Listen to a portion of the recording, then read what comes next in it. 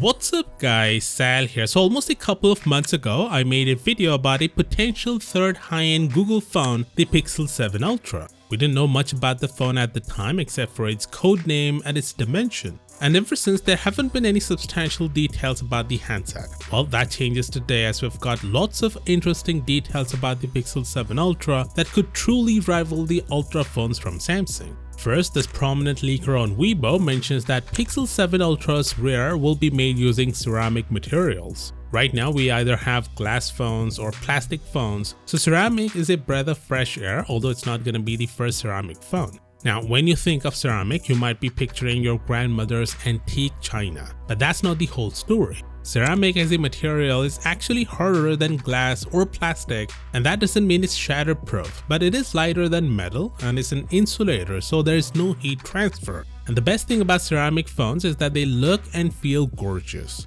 There's a reason some of the finest watches you can buy are made from ceramic.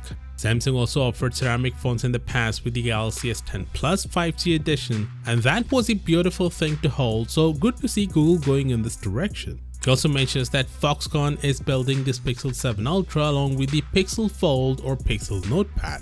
Now, we also have the camera details of this handset courtesy of this developer who dug into the Android 13 beta code. He discovered that the main camera of the Pixel 7 Ultra will remain the same as the Pixel 7 Pro, which is a 50 megapixel Samsung GN1 sensor, but the telephoto camera is seeing a big upgrade.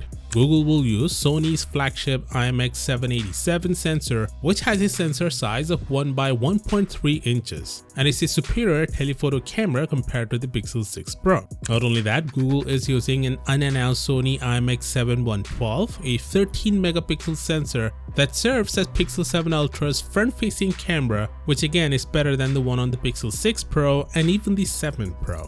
Now, what's weird about all of this is that these are either the latest sensors or unannounced sensors. Usually, Google doesn't use the latest sensor on his phone, so it is possible the Pixel 7 Ultra could be a testing phone to evaluate the latest sensors, which is unlikely in my opinion, but still keep that in mind.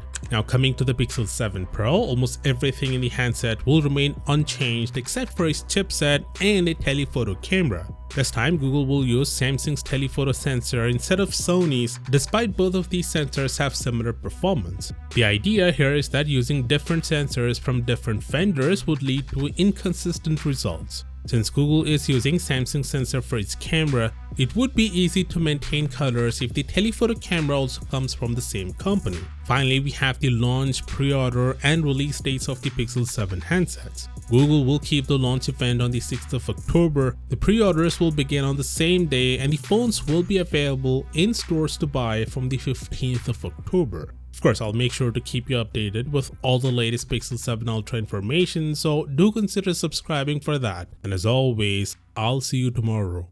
Peace out.